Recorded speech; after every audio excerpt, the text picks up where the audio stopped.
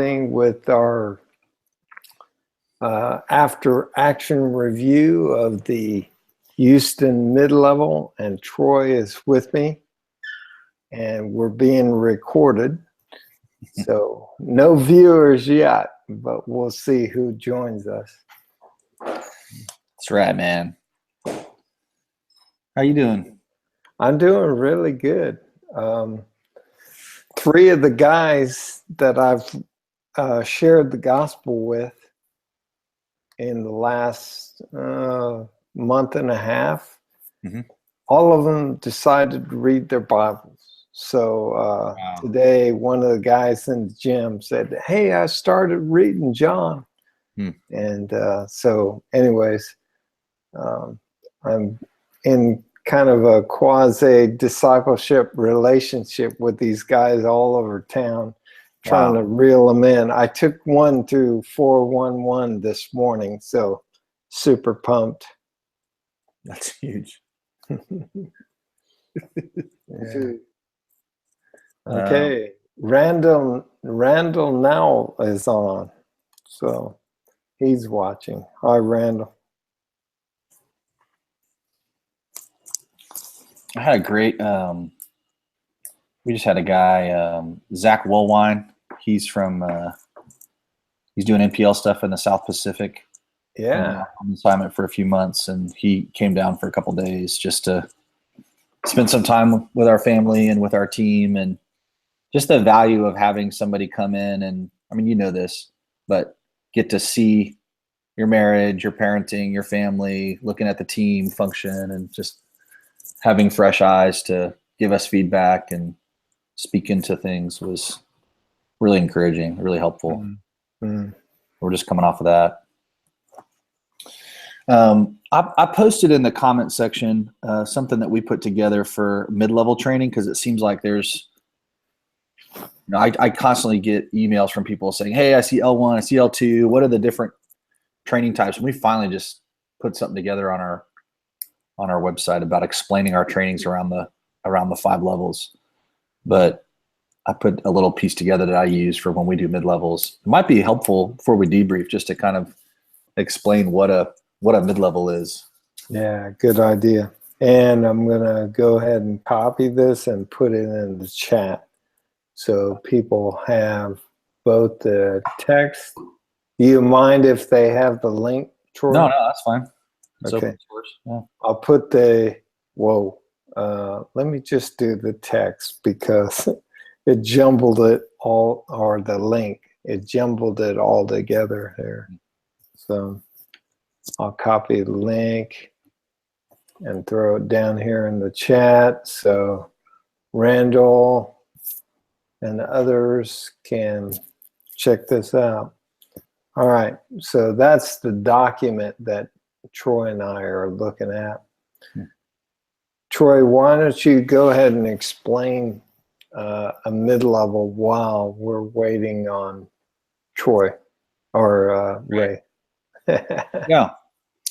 Well, I feel like, you know, just backing up, we want to equip people with the tools they need to start obeying Jesus. So like a level 1, level 2 with like your basic gospel tool and discipleship tool. We're using 411 with the 3 circles in it.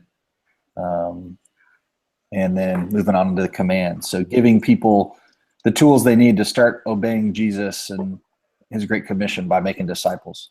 Then once we see, you know, people have got the tools and they're obeying, and they're getting in either a lot of gospel reps or they're starting to see multiplication, we want to gather the doers together to help them, you know, do a couple things. One is to fortify what they're doing with some biblical principles. And the other thing is to help give them some problem solving tool, so they can, you know, get unstuck and begin to move forward. So the who on there, it's for practitioners who are either seeing multiplication or getting high gospel reps. This is for the doers, not the curious. And the reason why we specified that is, if we were to eliminate people from a mid-level that aren't seeing multiplication, we'd be eliminating a lot of people that are seeing a lot of fruit. and so we said, well, if they're given high gospel reps, then we want to include them. And the reason for it being for doers, not just the curious, is we get a lot of curious people in there that are asking questions or different things. It can just kind of dilute the time down, that we're really just trying to aim at how do we help the doers clarify their vision and get unstuck towards moving forward. So as best we can, without being rude or exclusive, just trying to keep it pared down to the doers as much as possible. And I think the way we found to help get the right people in the room is just being really clear on who should be there, and setting some expectations with some homework ahead of time. Cool. And Chuck, we've even done it before, like where we had one in West Palm that we knew there was going to be a lot of non-practitioners there. So we actually set up an L1, L2 training. And it was like when people came in, some we pushed this way if they had a gen map and we're seeing high reps, and others we push the other way. Which is a really good practice when you're first starting out doing mid-levels in a location. You always have curious people coming to them. And we've done that not only here in the States, but we've done that internationally, where people come into a mid-level, they don't know the 3/3 from the 4 fields. So we're not going to hold that against them. We want to train them, but we're also not going to hold everybody back. So Randall and Melanie from Michigan, if you guys have questions at any time, you can just put them in the chat there and we'll answer them to the best of our ability. Anything else to add on what is a mid-level, Troy? No, I don't think so. Okay. Well, we have Andrew here and Ray is off screen.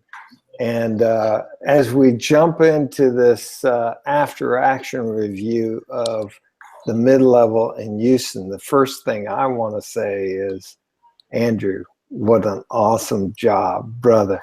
That was a very, very good mid-level. I'm kind of giving away everything. That's Ray's mustache that he's given to. Get on the screen, Ray. Yeah. So, but let's start out before the mid-level instead of jumping it right in with the mid-level. Ray and Andrew, what did you guys do? Because there was a really important piece that happened way before the mid-level. Well, probably, I guess, let's see. A few months prior, we started really, I guess it's your strategic planning upon what's going to be happening. So everything from people to location to just your little details that are having to happen. But really what we started to altogether address, well, mainly just the leaders upon each network from within the Houston No Place Left network, is start to just address together where are all of our networks at in the city, like primarily addressing through the 4 fields, where is the key stuckage that, well, really we just asked each network to come together and say, what are the stuckages that each of you are facing? Maybe bring 1 to 2 key stuckages within. And then from there, we just sort of started tackling together, saying, okay, where are we as a city, and what do we need to really see addressed in this mid-level to really move forward together towards No Place Left? I'm not sure if that's what you're looking for, but yeah. So initial assessment of the needs, where we stuck, and probably some of the things that you were doing well. Now, Andrew, have you ever led a mid-level before? No, I have been to probably 4 or 5 mid-levels. I've helped co-lead one with Troy in the UK about a month and a half prior to this mid-level. And then this was my first mid-level to really just have the reins to do a lot of the planning leading up to it, schedule, everything that really comes into a full mid-level. So this was my first, you could say. Okay. How long have you been a believer? I've been following Jesus for 5 years. Okay. And how long have you been being discipled by Ray? I would say, let's see, 18 months to 2 years, probably. Okay. Ray, don't you think that's dangerous to be putting a guy that you've been discipling for 18 months in charge of mid-level? These are network or church multipliers. What are you thinking? Well, in the past 18 months, Andrew has multiplied churches. He's multiplied disciples. And so we're going to let fruit determine kind of some of his maturity. And so he went up there not as somebody that I'm just trying to get and groom to become a leader. He went up there because he is seeing fruit and he's bearing fruit as a practitioner. And he's highly obedient to Jesus. And he knows the word. This past 18 months, it's not like we just get together and talk about what he's doing, but we get in the word. He knows the different modules. He knows how to lead Paul's journeys, the Father's heart, where the 4 fields is at in Scripture. And yeah. Yeah, awesome. So Troy's asking for a schedule. Do you guys got a schedule on the Google document? Andrew might. I don't know. He Not put it on together. this computer right here. Okay. I know I could get Carlee to be able to attach one to maybe the No Place Left page or send it to you, Chuck, this evening. Sure. But okay, I'll get that sent.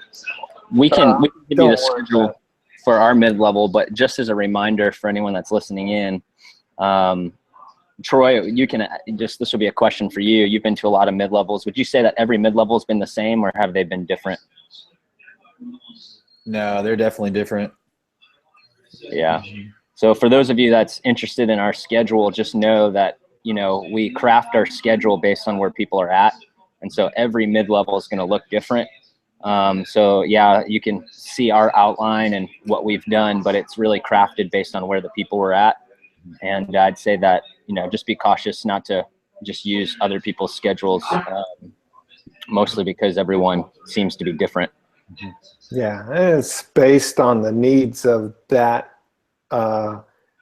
group of people that are coming to a mid-level. So it stands to reason that it's going to be very flexible.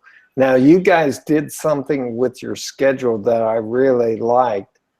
You were flexible beforehand.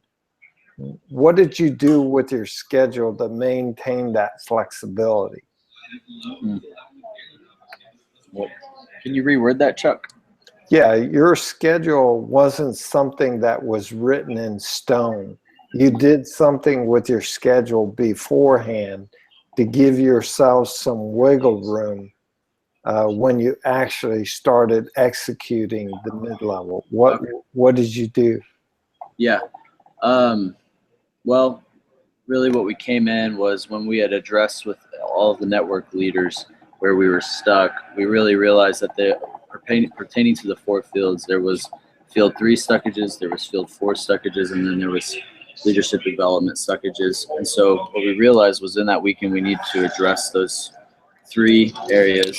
And ultimately what we created was 4 modules over the Friday, Saturday, and Sunday that we knew, well, we would have a concrete set in stone time block for them for the sake of free time and other things like that. But we came with just kind of a generalized principle of this is what needs to be addressed. And then whenever we got there, realizing that flexibility, kind of just the open hand principle of we've got to have an open hand for things to be changed and done in a different way. And just we came with the mindset, okay, we know this is what we want to talk about, but within that, certain things may need to be talked about more than others. And those kind of are only going to be known upon the very moment of when it's happening. So, yeah. And so when you developed the schedule and handed it out, it didn't have the exact module of instruction that you were going to give. yeah. So that people wouldn't get frustrated if you changed a little bit because you saw some kind of need. So that schedule had flexibility built into it, which I think Yeah. was really wise. And you kept pretty much to the schedule, but it wasn't so specific that people would wonder where you're going. You just had module 1 or module 2. Yeah, it was Yeah, very smart. And ultimately, up until the final day, even as an example, you have Sunday morning where we had an idea of what we wanted to do, and really the morning of it started at 9 a.m. and at 8:15 a.m. the whole thing kind of changed in a different direction. And so Yeah.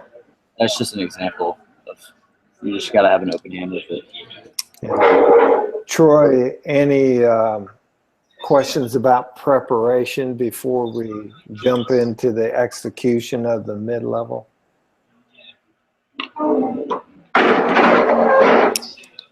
Hey, Andrew, you might want to mute while you guys are not talking. There's a lot of background noise.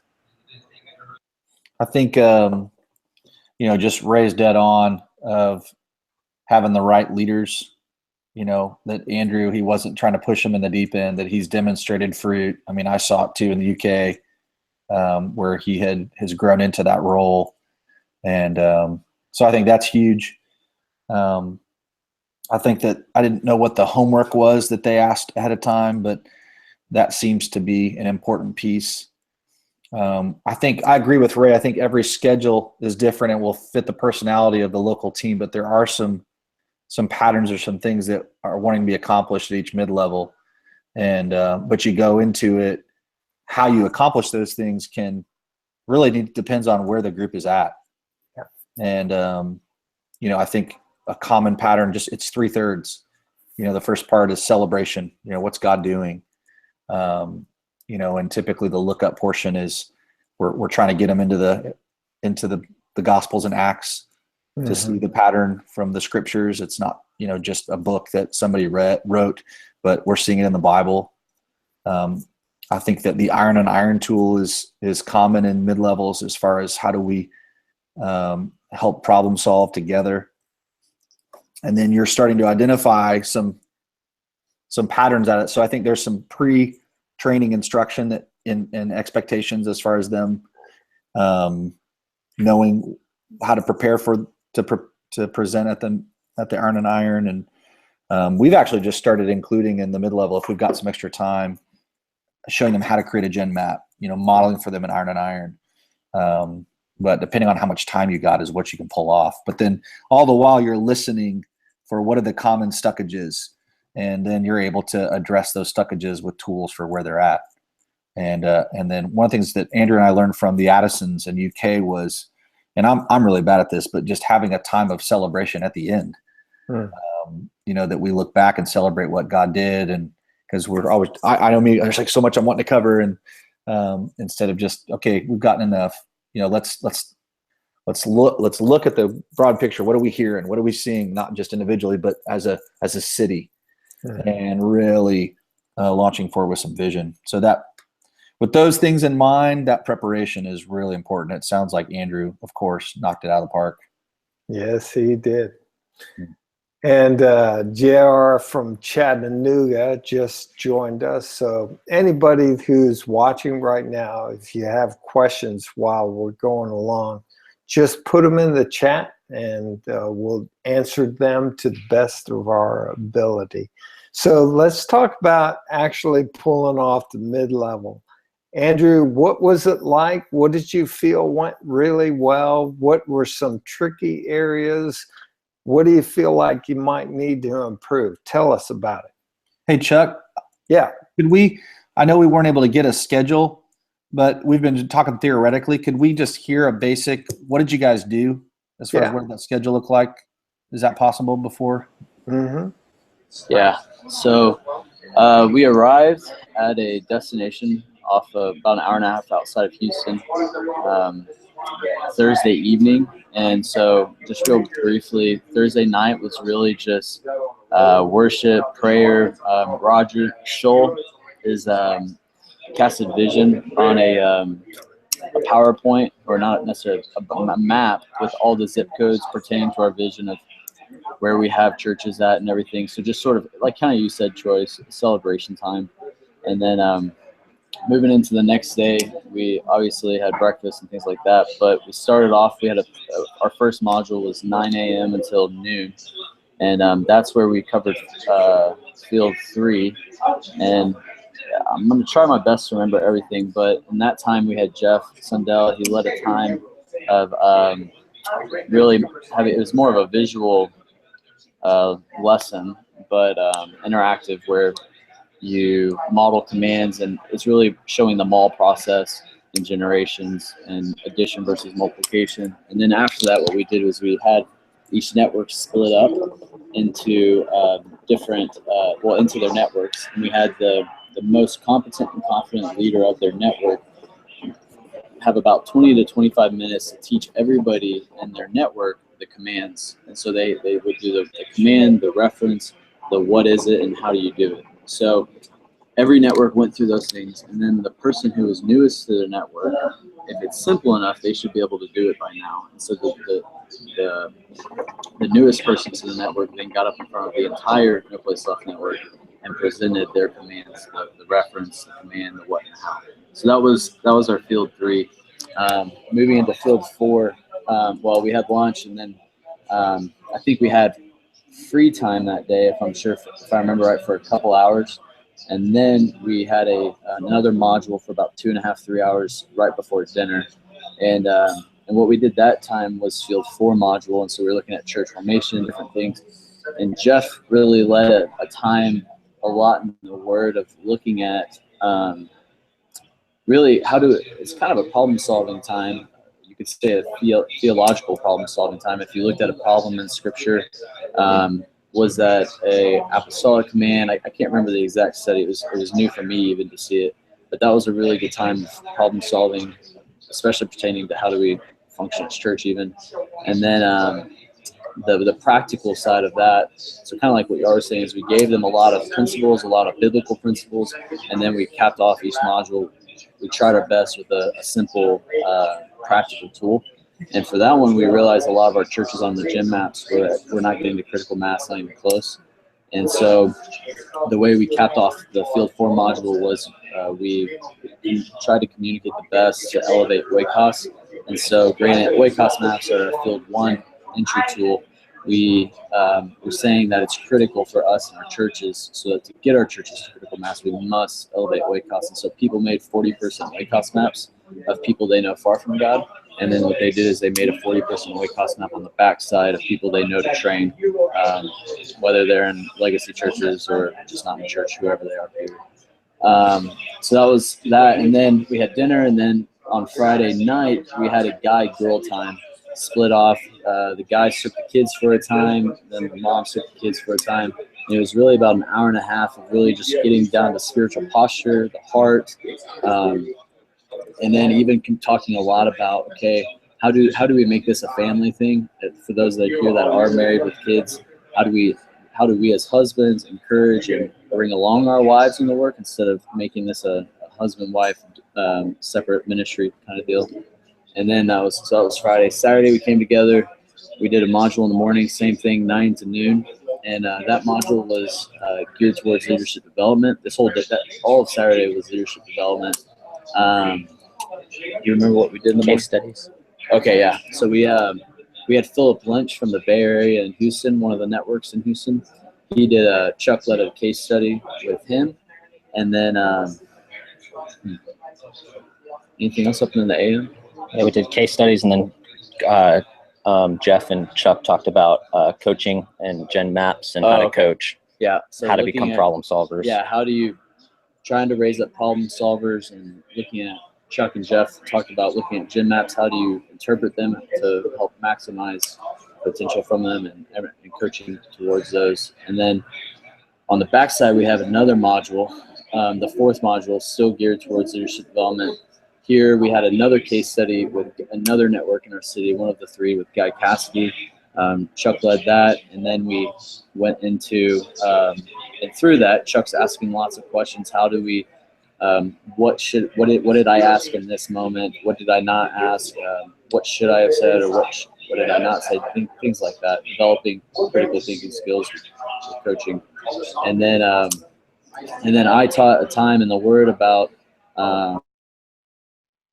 what do you learn about Paul as a characteristic as a leader, Timothy, characteristics as a leader, and then instructions, really trying to look at coaching relationships and things like that. Which was our homework review. Huh? Which was our homework review. Yeah, So. and to answer your question earlier, Troy, that was our homework. They were supposed to read 1st and 2nd Timothy to look at characteristics of Paul as a leader, characteristics of Timothy as a leader, and then the instructions Paul gave to Timothy. And then they were also supposed to read John 17 to look at how we see Jesus discipling.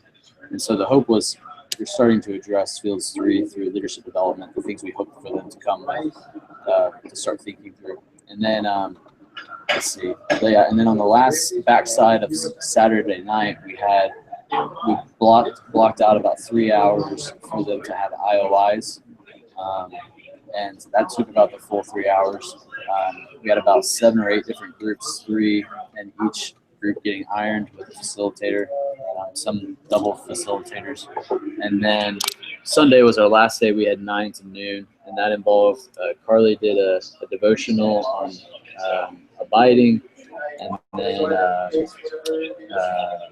let's see, and then Ray came up, knocked on a couple of things that needed to be addressed pertaining 3/3 and something else, and then last minute things that needed to be addressed, and then Ray took us into kind of goal setting, what's next, and we also as a network addressed some things that needed to be addressed network wide, pertaining to a network wide gen map, just things that needed to be taken care of as a network. And then also each day there was, to start off each morning, one song and worship, and then somebody led a 20 to 25 minute devotion. One day it was Guy Caskian, and then the other was Andrew Sundell led one. So that kind of summarizes the schedule altogether. And we'll get a copy of that schedule and put it in the video description in YouTube so that you can get to that. That is phenomenal. Man, this is so good. I think one of the unique things about this mid-level was there was blocks of free time put in there. And I think that's really good. Andrew and Ray, why did you do that? Why did you put those chunks of free time? Yeah. Well, the main reason why is, if you have doers coming to this mid-level, hopefully they're really tired. And what I mean by that is just they're coming, they should be hopefully exhausted from doing the work. And so we wanted to, everything is strategic, and from the location, getting them away, we could have done it a more cost-effective way and had it at a church in the city. It'd been easier to get to. Probably more people could have even come, but then people start leaving and you're not away. And so Jesus pulled away with his disciples, so we ought to do the same in that way. And so we get them away to a retreat center, and it's also very family friendly. And the free time is there really just to provide rest. People have opportunity to get away with their family. There's like a water park at our place, which is a little over the top, but the kids loved it. And so the families absolutely enjoyed it. The families got to enjoy time with their kids in those moments. And also a lot of these people are bivocational. And so it's almost like a little miniature vacation for them to just get away with their family and rest and enjoy it. And then also those that don't have families, they're getting to spend time with each other. They're getting to just rest, sleep, whatever they need to do, spend time with God. But then also it's another chance for more just people coming together, getting to spend some, I know that each time a lot of the girls just sat in the shade and hung out together outside, getting to talk more with each other, getting to know each other better. It's just fueling more cross-pollination in many ways. It was definitely very family focused. We asked for them to bring their kids and their families and their spouses, which actually helped serve our network, because one family in particular, the husband was on board, but the wife was still learning. And when she got to the mid-level, she signed the dotted line. She said she was all in just because she saw how much families were involved. And so it was really a win for us to have families come and be a part of it. Yeah. I think one of the highlights for me was watching a mom with her baby on her hip explain the commands that you do in short-term discipleship. And how old in Christ was she? She's 2 months old. Yeah, New 2 follower. months old. It was pretty cool to see. But anyways, how about let's talk about the things that happened, the things that you were excited about, the things that were maybe a little bit challenging. What do you feel like you might need to change? Well, I think the couple of things that were exciting is really, well, like even just what Ray said is you get people like the mother and the father there, they come together. The father's already been doing a lot. The mother comes and sees that this is really, we're encouraging families to be together. And in that, you get a whole new laborer all in just from that alone, which is exciting. But then you take the stockages being addressed, and when they're addressed, people can, obviously they can leave this mid-level and they can go and do whatever they want with it. They could go and do nothing with it, or they could go and do great things with it. And the reality is, I think some will go to the mid-level and do nothing with it, and that's just part of this whole deal. But the exciting thing is you're seeing lights just go off in people's heads. You have like we just talked about, the girl who's been following Jesus for 2 months, and she's there, and this isn't even the biggest deal, but she leaves there and she goes and posts a picture on Instagram. I saw this today. And in that, she's just, she literally says, I love this family so much. Such an amazing weekend with all of these great people. And then she's just hashtag no place left, Houston, no place left, hashtag go share the gospel, hashtag make disciples. And this is a 2-month believer with 3 kids and a horrible job, and she's all in. And so when you present people with huge vision and you see these people just biting on the vision even more so, I think that's one of those things is you come to a mid-level so you can level people up in leadership, bring them more up to shoulder height. And part of that is seeing, well, you even say when you go across the levels of leadership, the 5 levels, part of what happens at each new level is an increase in vision. And that's what we're seeing happen at this mid-level with multiple people. And also, I think that one cool thing is when you see new people increase in vision, just as you get new laborers, like the wife of that husband, you also start to see potential for network leaders being raised up. You start to really see who are the generals in this room that aren't just going to plant some churches and multiply a couple generations, but who's really just going to take ownership for the city. And as an outsider, you're like, wow, this is good. Because then it gets you excited about you getting to move on to the next place. But anything else you would add to that, Ray? Well, I'd say the exciting part is one thing, we intentionally do this at least once a year. We try to do a closed mid-level. So we just keep just Houston folks. We don't like to open it up for outside people in, although we'd had some friends from Czech come join us. It was a very small group because we just, I saw that in our first couple mid-levels when we opened it up to the larger portion, we couldn't get as specific and focused on where the stockages are in Houston.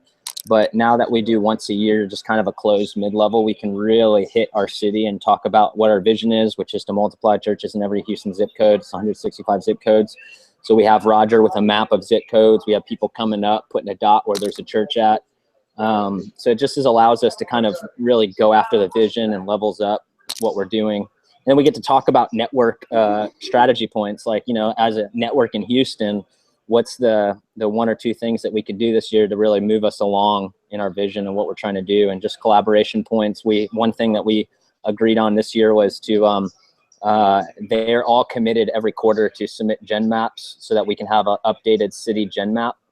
So that's really, really good news for us. And then in return, because I heard from a podcast on Nathan Shank just recently, is talking to, I think it was OMS, but he says that, when we ask for gen maps, we want to create value for the people that we're asking them from. So the value that we're going to have is after every quarter, they're going to submit gen maps, and then we're going to hand them a citywide gen map every single quarter that they can take and use to cast vision. They can use it for their, their Timothys, just to keep constant vision of what God's doing, not just in their network, but across the city. So we're hoping that could add value as a city into their work and not just take value from them.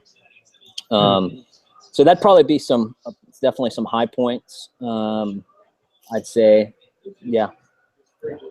Cool. What was challenging? What did you kind of struggle to pull off in the mid-level? That's a good question.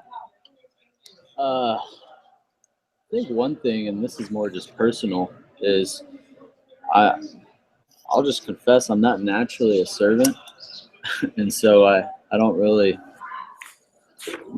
well, I guess not all of us are really at all, but when you're doing a mid-level, you've got to come in with the mindset that this is not about me. Like, and I think Troy for this as well, when we went to the UK, like Troy, looking at even from an L4 leader perspective, like the UK is not his fruit one bit.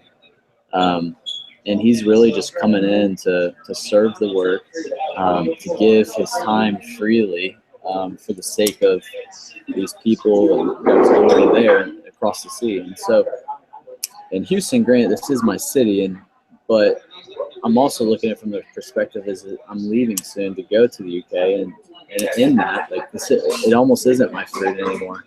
And so I think one of the difficult things is just simply making sure that the whole entire weekend I'm posturing myself in a servant way, from willingness in the teaching, making sure that it's not my agenda, to just waking up early to make sure the room is clean and so that everybody can come into a clean environment, like, and it's not trash. Like, that's just all across the board, really posturing yourself in a servant way. And that's difficult for me. Like, I'm prideful, I'm selfish. Like, that's just the way it is. So I would say that was one difficult thing.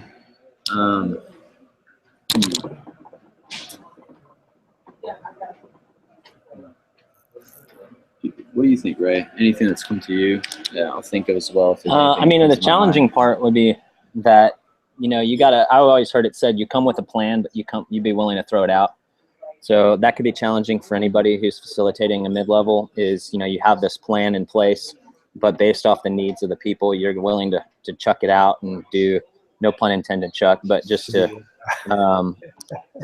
change it up and give what the need of the hour is. So that could be a challenging thing. The other challenging thing is, as we review and we look back at it, we just, I think that we had a good swarm team. Bringing in outsiders is always a good thing. It's a humbling thing because it reminds you that it's not about you. Like Andrew said, we're trying to get, they hear these things from you pretty regularly in your city. So leveraging the body is a positive thing. But the challenge in that is that those guys don't necessarily know where you're at. So you just got to communicate.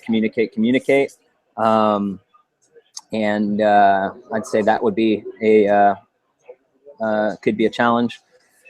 The other thing, just looking back, is I think had we gone over it again, I'd say we would like to do more intentional prayer time as trainers. I don't think when we debriefed every night, we just were very on task. We looked back and we talked about what we need to do for the next day. But I don't think we prayed enough as trainers, and just maybe even coming prepared with fasting over this mid-level, because we're really asking God to break through different obstacles. I would say that probably wasn't the strongest point in our mid-level. So that would probably a weaker spot, but I've seen mid-levels where that's stronger, and so that would be a good thing to do.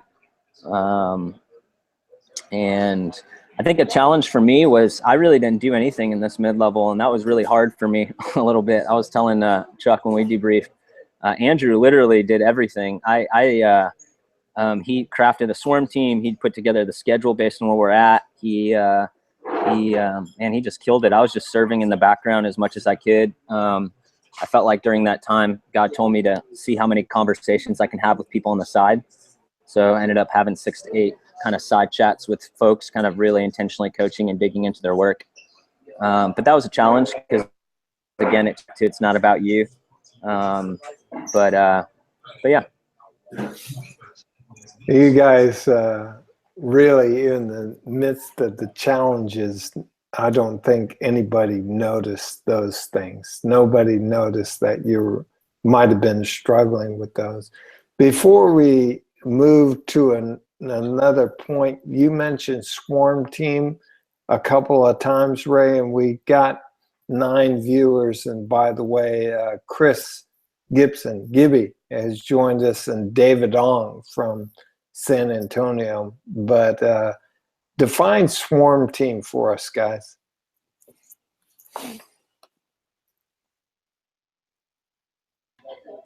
Well, I think the simplest definition for me would just be it's a team of practitioners. They're guys that you yourself are raising up to shoulder height, or somebody else is raising up to shoulder height. You're confident in their ability to train ultimately, and they're speaking from fruit. It's just like Ray said, like he had me up there to train just because of confidence in the fruit. Let the fruit do the talking rather than my knowledge or what I thought I know. But yeah, it's just a team that you're bringing forward together to train, and they're practitioners, they're leaders, they're doers. So Cool. And they're all getting to learn from one another as they're up there. So. All right. So what, Ray, you mentioned a couple of things. Is there anything that you would change, Andrew?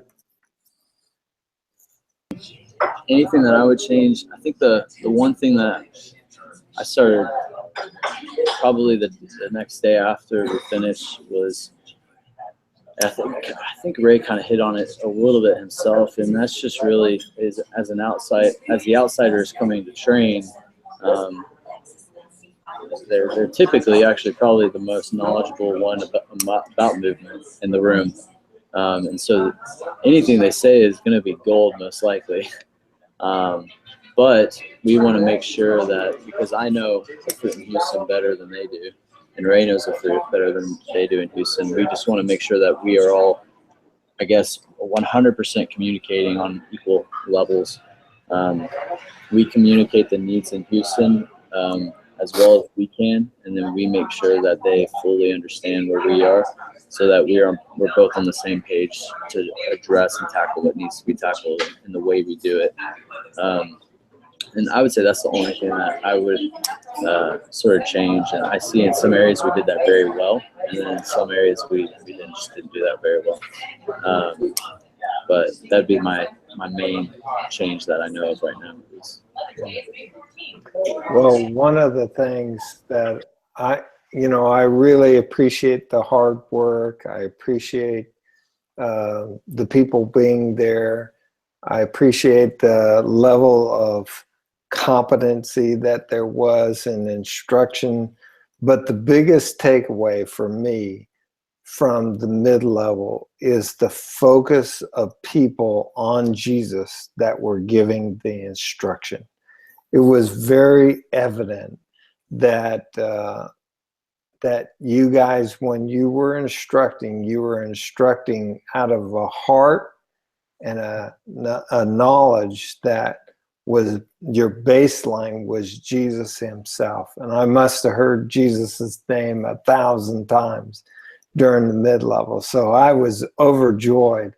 And your piece on Paul and Timothy and the instruction and character traits, man, you hit that out of the park, bro. I was super excited. I was like, this guy's, he's got it, he's got it. Here's a young guy that understands biblical principles of leaderships that is rooted in the person of Christ. So, man, I was getting goosebumps while you were talking. Troy, any questions or comments? Oh man, a lot of comments. Yeah, I'm taking this in. I'm jealous that I wasn't there to learn from how they pulled this off. I'm hearing a lot of intentionality behind everything, from the planning to the execution, with the end in mind. I think a lot of times it's easy for the trainings to be module driven, and it sounds like you guys were heart and people driven, and just really caring for the worker and giving room for relationships to form and for conversations to happen. But at the same time, you didn't sacrifice vision. It sounds like vision was clearly driving, and that you're pulling networks together. So there's a lot of kingdom collaboration. That's where it's not squelching or making a different network feel excluded, or it sounds like you guys had multiple networks, and that's very difficult to pull off.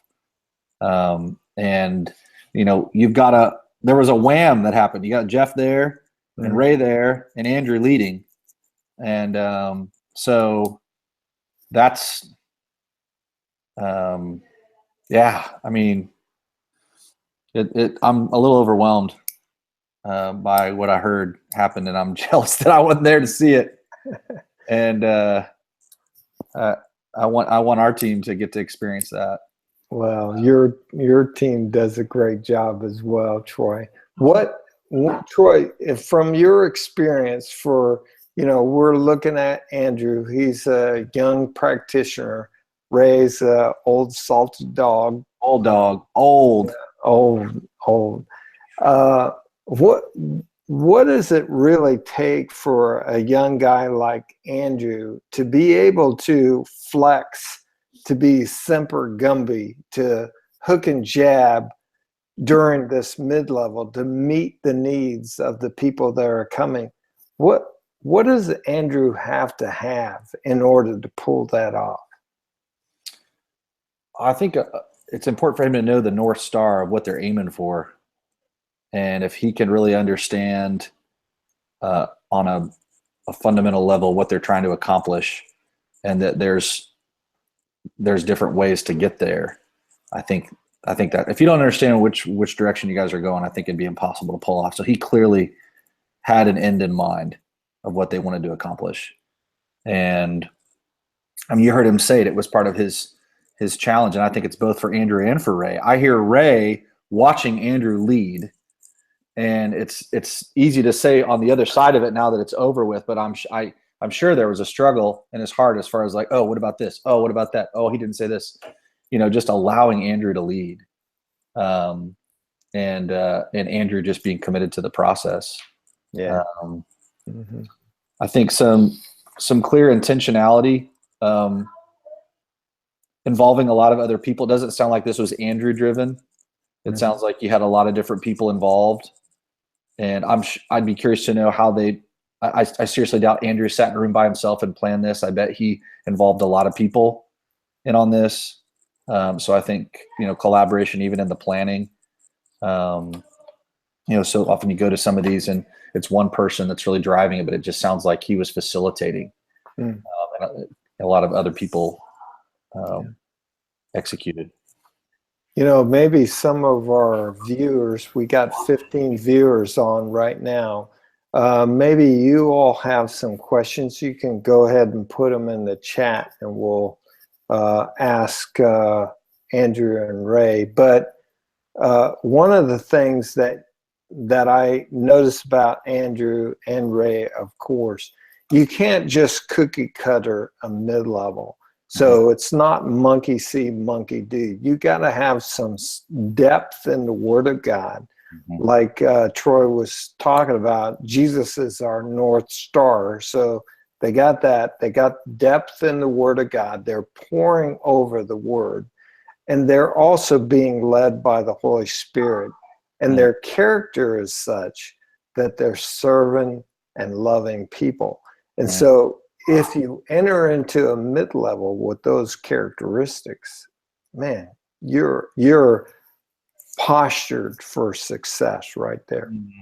Now, we've been bragging on Ray and Andrew, but you know what? They have rock star wives. Amen. And they did some incredible work during this mid-level, both Ray's wife, Sarah, and Andrew's wife, Carlee. Hey, guys, brag on your wives a little bit. Man, they crushed this. Yeah.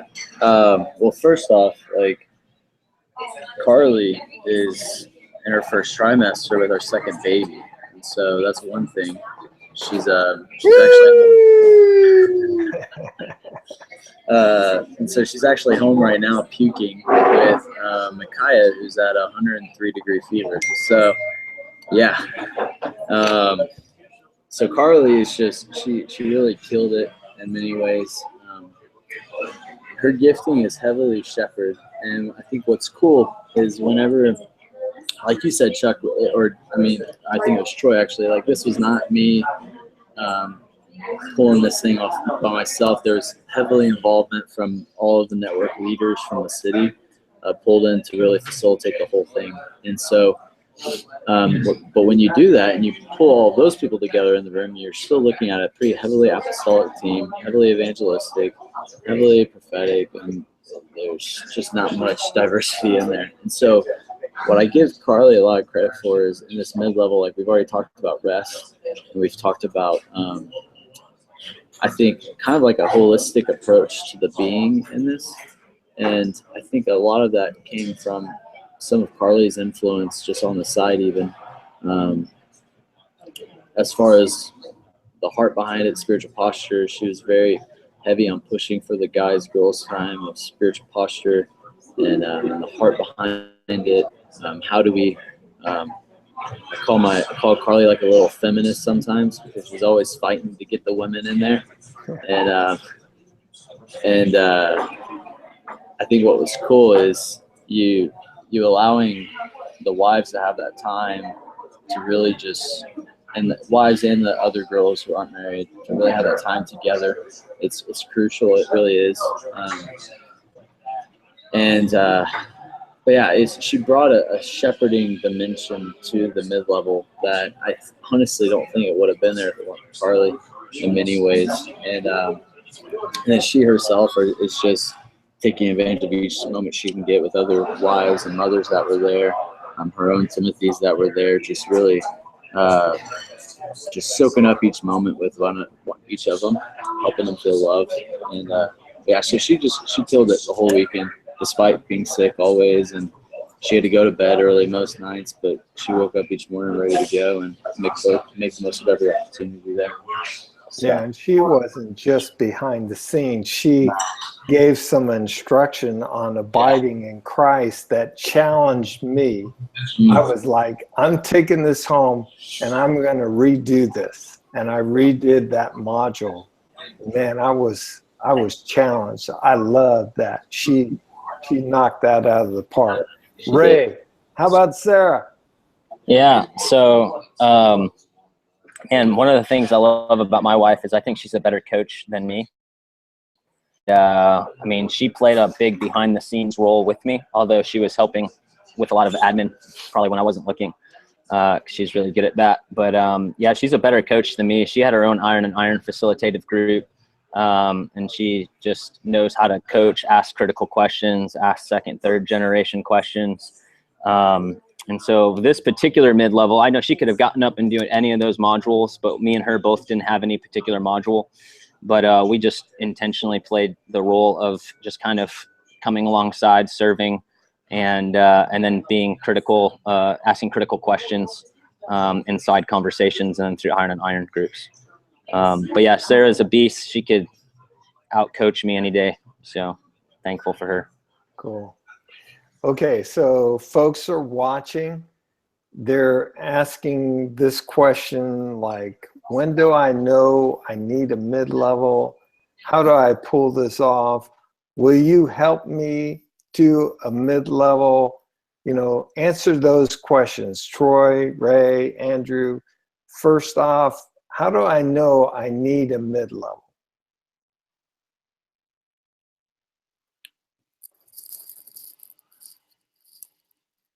Andrew, you want to answer? Okay. Well, I'll try to answer the best I can. I'm sure their answers might be a little better, but I think for me, it's just looking at it as really, it's not a magic number that you're looking for, but once you have a little handful of true leaders that are progressing in generations, they don't have to see necessarily generations because we can't dictate the fruit there. But if you're in an area and you've got a handful of leaders that you can work with and they're faithful, they're teachable, they're giving you your time, and they're doers. Some might be L2 leaders that are just have a church. Some might have some generations of disciples, but they're aiming after church planting, and some of them might already be multiplying churches and disciples. But either way, I feel like once you have a little handful of leaders, it's time to do one. It's just the curriculum and the actual content of the mid-level might just be different than where we might be in Houston or where South Florida might be. But that's what I would say. Cool. What about you, Troy? No, I agree with you. I think once you've gotten to the point where you've got some folks that have enough tools and conviction to actually become doers, and give them some time to do it, get in some gospel reps, go after oikos, go after house of peace. Either they're after, we would say, I guess as we're rolling out in cities, we're looking for 6 to 9 months of labor. In our 3-touch model, we're taking about 6 months to roll it out and then saying, all right, take 3 to 6 months to, train broadly in L1, L2, and sow the gospel broadly, then coming back and saying, all right, you guys are doers. Now let's help you get unstuck and fortify it with principles. So I think just giving people time to do this, and letting them, because it is a process where you will get stuck, and you constantly hear people saying, we're failing forward. We got to give them time to fail and get stuck, because it's hard to correct something if it's still brand new for them. And so I'd say once you've got a pattern of high gospel reps or you're starting to see multiplication, it's probably time to do a mid-level to help people get unstuck and give them some biblical principles. Hey, JR from Chattanooga asks, what outcomes do you pray for the mid-level students that they may not have achieved prior?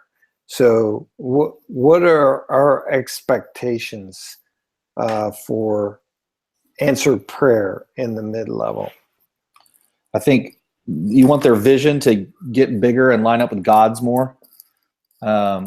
And I think a goal is that they will trust in the simplicity of things. Usually people are trying to make it complicated and say, no, just go back to, this is a football, go back to the basics, square one. And I think that their confidence in not themselves, but their confidence in Jesus and what he is doing is elevated to where they feel bulletproof. Mm-hmm. Yeah. And ultimately, what we want to see is people multiplying disciples of Jesus and churches. We're praying that no place left is going to happen through sharing the gospel, making disciples, planting churches, developing these leaders. That's what a mid-level is all about. Mm-hmm. And then teaching them to abide deeply in Christ. Andrew, Ray, anything else to add to the answer to that question? I do not. No, I really don't. And Ray's gone, so. He left you hanging there. Yeah, he did. That's okay. His wife was watching, so you're covered.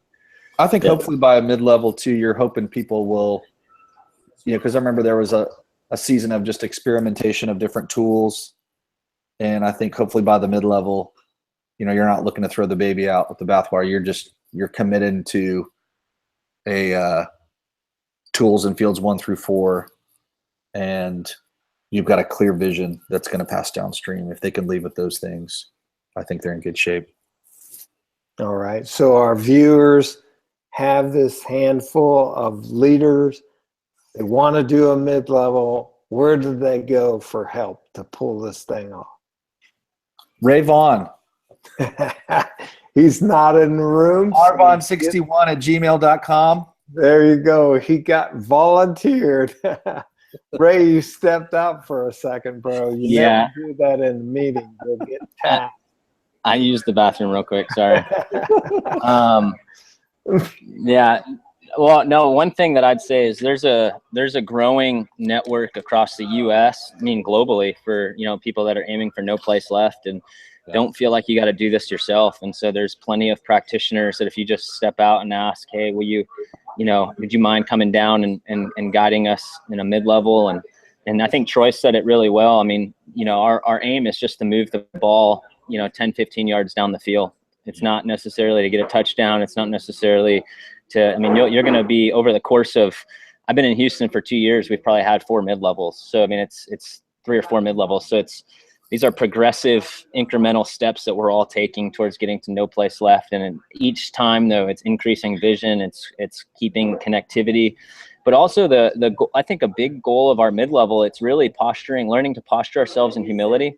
And by bringing in outside people in, it helps us do that. So that way I don't want to ever come across to our team in the city that, okay, Ray Vaughn has all the answers. It's not it's not person centric. It's, Christ centric. We want to really follow Christ, and we want to bring others in to help guide us to do that.